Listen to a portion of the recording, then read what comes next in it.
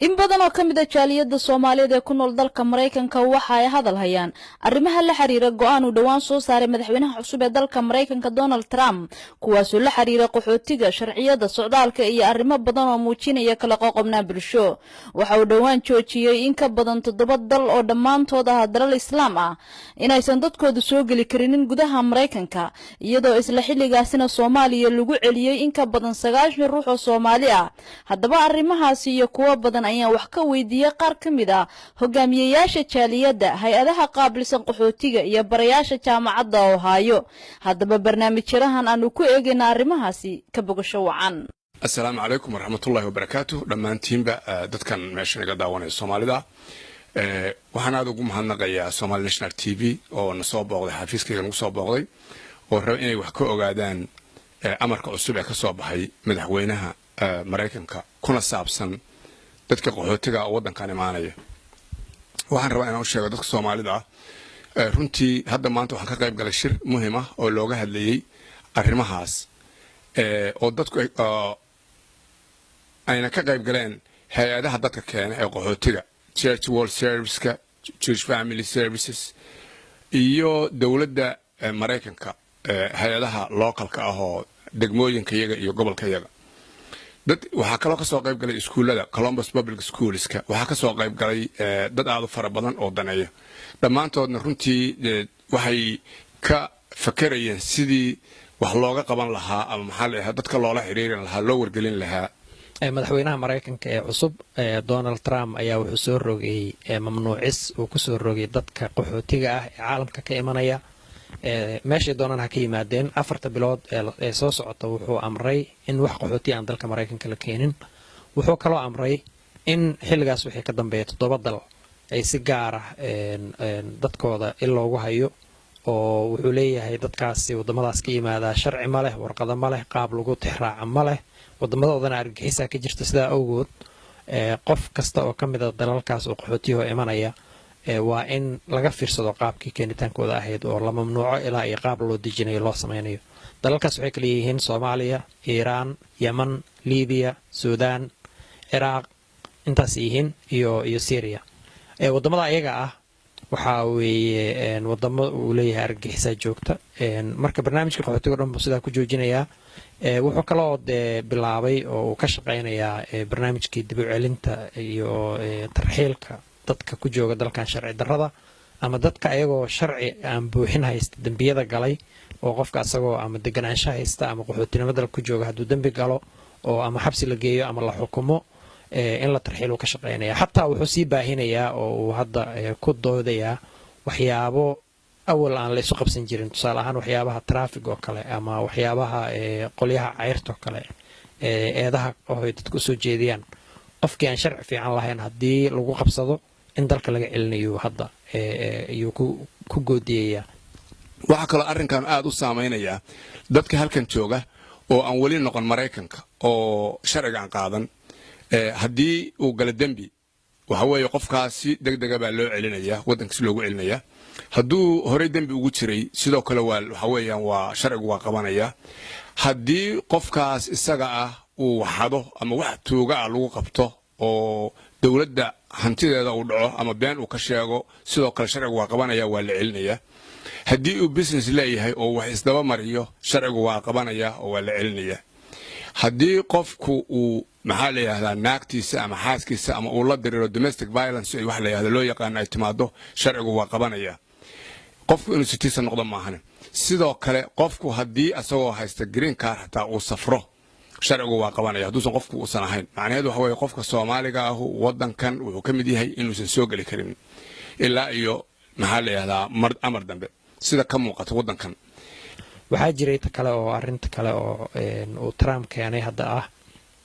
waxa magaalooyinka qaar ka jiray waxa la dhaho sanctuary city oo magaalooyin loo ogol yahay in dadka soo galootiga joogaan ayagoo sharci lahayn oo dawladda federaalka aan loo sheegin haddii la qabto ayagoo ama baabuur wada ama ayagoo meel kala tagay haddii la qabto awal lama tarxiili jirin hadda wuxuu leeyahay qof aan sharci lahayn haddii la qabto qofkii qabtay ama qofkii la kulmay oo police ah ama qofkii dawladdu shaqeeyo la kulmay waxa waajib ku ah qolyihii tarxiil lahaa in hore ka gaarsiiso qofka loo qabto oo loo xiro oo loo tarxiilo marka arrimo badan dhibaatooyin horintii soo kordhiyay madaxweynahan wuxuuna ku ololeeyay oo campaignkiisuba ku salaysnaa qaxootiga iyo soo galootiga inuu ka hortagayo ama derbi ha ka dhiso Mexico wadada ee xuduudeeda ama kuwa jooga ha celiyo ama kuwa soo socda ha reebee arrintaas buu wuxuu ka dhigay arrin amniga Mareykanka wax looga qabanayo u sawiray inay tahay dhibaato fara badan bay marka runtii ku tahay dadka Soomaalida ah oo ama halkan sharciyada waaweyn aan ku lahayn ama qaxootinimada inay ku galaan doonayay ama sida sharci darrada inta ku yimaada sharciga inay halkan ka raadsadaan ku tala jiray intaba dhibaato ku tahay. This is Community Refugee and Immigration Services. I'm Angie Plummer. halkani waa xarunta lagu caawiyo qaxootiga iyo dadka soo galootiga. Magacaygu waa Angel K. Balmer oo ah gudoomiyaha hay'adda Chris. waxaan maanta ka hadlaynaa amar ka soo baxay madaxweyne Donald Trump. inkastoo aanan haynin macluumaad dheeri ah, haddana waxaan filayaa in uu saameyn ballaaran ku yeelan doono mideynta qoysaska kala maqan kuwaas oo kala ah responsorka iyo waliba fiisooyinka. waanu idinla wadaagi doonaa wixii kale ee ka soo kordha. We'll certainly get information out as soon as we have the details on the executive order, but please know it could halt the immigration of those from fadlan ogow go'aanka wuxuu hakin karaa socdaalka dadka qaxootiga ee asalkoodu yahay Soomaalida. waxaan ogahay in aan taageero ka heli doono bulshada sida aan ogahay in badan ayaa ka soo horjeeda amarkan. waa in aanu la xiriirno xubnihii aanu dooranay una sheegnaa in aan taageersanahay qaxootiga iyo isu keenida qoysaska kala maqan. arrintani kama turjumaysa qiimaheena. and that this does not represent our values. Maraykan waxaad moodaa waqtigan hawsh iyada ahayd waxay gashay amar cusub soo baxay oo la leeyahay dadka kaliya oo wadankan imaan kara oo loo yeeri karo waxa weeyaan dadka diimaha haysta oo ku nool wadam oo diimaha haysta laga badan yahay oo ku nool wadamada maxaa leeyahay ku nool macnaheedu waxa weeyaan waxa priority la siinayaa toddobada wadan oo muslimiinta ah dadka ku nool oo kristaanka ah maxaa leeyahay marka waxaan idinka codsanayaa oo tala idinku siinaya oo baarlamaanka Soomaaliya tala ku siinaya maanta runtii qof iga xoogaalsano Soomaali waa yar iyo Mareykan ku nool in aad madax wanaagsan wadankiina u doorataan inaad ummadiina ku maamushaan sida ugu wanaagsan in dadka Soomaaliyeed loo sheego dhulkooda la jeclaysiyo wadaniyad lagu abuuro midnimo in dadka Soomaaliyeed la heshiisiyo in la garto in wadan ka fiican lama arko wadan walba bad buu leeyahay dhul buu leeyahay beer buu leeyahay in la helo hoggaan fiican oo dadka u tilmaama danahooda hoggaan fiican oo garta midnimada Soomaaliyeed qiimaha ay leedahay hoggaan fiican oo tusa in banaanka lagu ordaya aysan qiimo lahayn. Soomaalida go'aamadan uu gaaray madaxweyne Trump runtii saameyn aad u far badan bay ku yeelan doontaa. kuwa dalka dibadiisa jira ee doonaya inay yimaadaan dhibaato ku tahay kuwa halkan jooga sharci darrada ku jooga dhibaato ku tahay oo watan qaar bala tarxiilay qaar kalena in la tarxiilo baa lagu tala jiraa. arrinta ugu weyn ee dhibaatada runtii waxa weeye dadka qaxootinimada ku yimid ama green card ka haysto oo Mareykanka jooga hadday dalka ka safraan waxa laga yaabaa inuu u diido Trump inay soo noqdaan. sidaa awgeed garyaqaanadu waxay dadka u sheegayaan aan green card ka leh ama aan lahayn baasaboorka weyn sharciyo yar inta qaataan inaysan dalka ka bixin. hadday ka baxaan xuduudda ama Canada ha tageen ama Soomaaliya ha u safreen ama meel kale ha tageen qofku hadduu Soomaali yahay oo dhalashadiisa wali ay Soomaali tahay oo uusan dhalasho Mareykan qaadan waxaa suuragal ah in loo diido dalka Mareykanka inuu ku soo noqdo. marka arrimo badan oo dhibaatooyin ah ayay geysan doonaan talooyinkan iyo go'aamadan uu soo jeediyay Donald Trump. sida daraadeed waxaan dadka Soomaalida u sheegaynaa xaalku tii hore waa soo dhaafay. guryihiina dhista wada noolaada heshiiya walaalooba. wadankan muddo fara badan baanu ku noolayn madaxweynayaal badan baa iyaga xukumaanu soo joognay. annagu dawladdan wadankan waa wadan Mareykan waana wadan weyn wadanka Mareykanku wadan weyn waana wadan runtii dadka jooga oo dhan ay yihiin dad meelo kale ka yimid oo dhammaantood uusan ahayn wadan maxaa leeyahay ay qolo gooni u leedahay. hase yeeshee siyaasadda madaxweynuhu awood buu u leeyahay inuu markaas sidoo doono wax u maamulo. waxaa marka muuqata in dadka immigrants ka leeyahay ama muhaajiriinta la yiraahdo uu xaalku ku adag yahay hadda wadankan. dadka ugu daranna ay yihiin dadka ka imaanaya wadamada toddobada ah oo la magacaabay iyo wadamada dariska nala ah sida Mexico kale oo ay darbi dheer la dhisayo. waxaa inta soo raacda oo runtii aad muhiim ah inaan ogaano imaatinka sharcigaanu inaanu siday sahalka annaga noogu tahay dadka Soomaalida in lagu qabto sababtu waxa weeyaan in badan oo inaga naga mid ah ma ay fiiriyaan had iyo jeer sharciga ma fiiriyaan waxayna keeni kartaa khatar bay u keeni kartaa caruuraheena iyo reeraheena sidaa daraadeed waxaan idinku dhiirigelinaynaa inaad ka feejignaataan inaad haba yaraatee waxa loo yaqaan fraudka ama la yiraahdo wax isdabamarinta inaad ka fogaataan dad ganacsi ku leedahay Mareykanka haddaad ku leedahay maxaa la dhihi jiray dad xiriir la leedahay haddii aad tahay dadka welfare-ka qaata haddii aad tahay dadka iskuulada dhigta haddaad tahay wax walbaba in aad is ilaaliso haddii aad tahay immigrant oo aad I-94 haysata ama green card haysata inaad is ilaaliso waxaa ka mid ah waxyaabaha runtii ah dhibaatooyinka dad kala maqan baa jiro Soomaaliya waalidkii xagga jiro ilmihii inta joogaan ama ilmihii xagga jiraan waalidkii halkan joogo dadkaas isu imaanshahoodii waxay galaysaa caqabad baa soo waajahday oo dhibaato ay ku tahay dad badan oo Soomaaliya meelo badan ku rafaadsan baa jiro qaxooti ah ama Kenya ha ahaato ama Yemen ha ahaato ama Syria ha ahaato ama meelayo kale ay ka imaan lahaayeen ha ahaato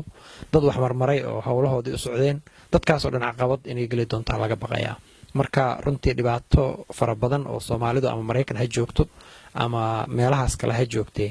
ayay ku tahay Soomaalida Mareykan joogto oo sharciga weyn lahayn ba ha ugu sii darnaadeen waxaan aad iyo aad runtii ugu mahadnaqaynaa culimada Soomaaliyeed oo aan wada shirnay oo ka hadalnay arrinkan meeshan Columbus oo aanu si faahfaahsan uga hadalnay in mataqaana ay muhiim tahay in la wada jiro lana wada noolaado waxa countiga iyaga iyo city iyaga la abaabulay shirkaas oo ay isugu yimaadeen dad aad u fara badan oo dadka u dooda dad fara badan oo laga hadlayay iskuulada oo laga hadlayay waxyaalaha dhici kara iyo sidii looga gaashaaman lahaa taas oo runtii waxa dad aad u wanaagsan oo wax kala garanaya ay yimaadeen oo countigu noo timid citygu noo timid sidoo kale dad ay yimaadeen wax garad ah annaguna aanu ka qayb galnay loogana hadlayay waxyaalaha suurtagalka iyo waxyaalaha suurtagal ahayn ninna dawladda kama hor iman karo dawladda sharciga ayaa soo saartay madaxweynaha sharciga ayaa soo saaray annagu dad Mareykan baanu nahay laakiin waxaan idinka codsanaynaa maadaama arrinkan uu yahay arrin aan sahlanayn Soomaalidu dhul bay leedahay dhulkiina ha ka cararinina dhulkiina dhista heshiiya oo dhexdiina ka heshiiya meeshan waa meeshii loo soo carari jiray adduunka oo dhan uu soo carari jiray hadduu ah ama Yurub ka yimaado ama Afrika ka yimaado ama Ruushka ka yimaado Mareykan baa loo soo carari jiray mamnuucista dadka qaxootiga ah ee Mareykan imanaya mar uu ka hadlayay madaxweynaha Trump wuxuu sheegay in 4 bilood markay dhamaato oo xanibaada ah dadka ugu horeeya oo ahmiyadda la siin doono oo Mareykanku u tixgelin doono inuu soo qaado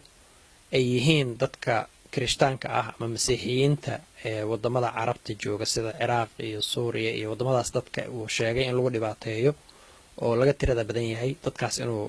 maaragtay soo horqaadi doono marka waxay u egtahay siyaasadiisa arrimaha dibadda inay ku salaysan tahay waxyaabo ay ka mid yihiin arrimaha diinta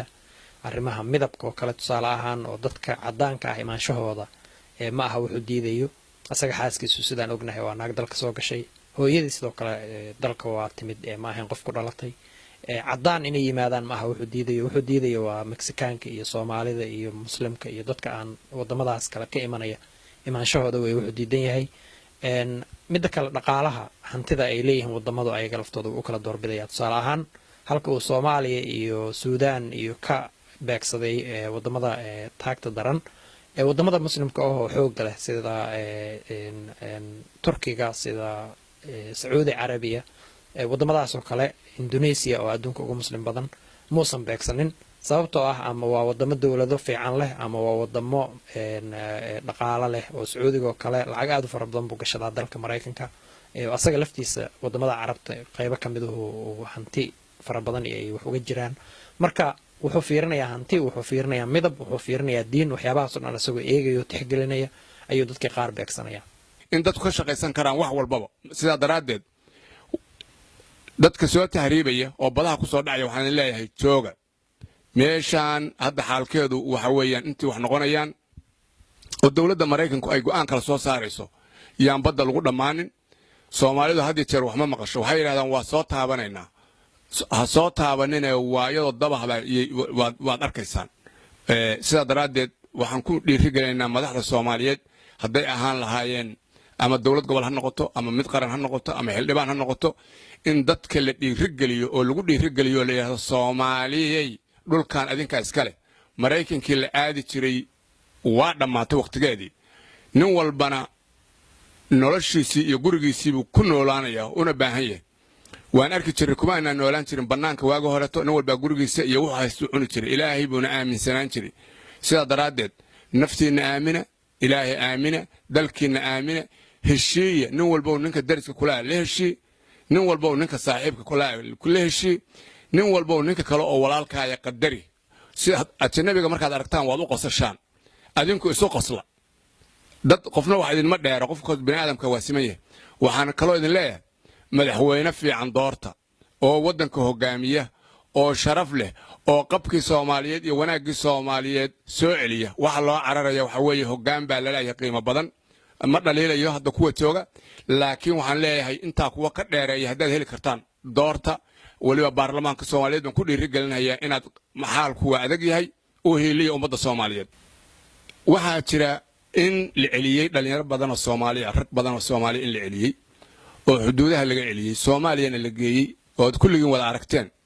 kuwa badan oo kale baa xabsiyada ku jira iyaguna way imaanayaan way soo socdaan sida daraadeed dadka dhalinyarada ah waxaan ku guubaabinayaa anigoo aan nin Soomaaliyeed in inaan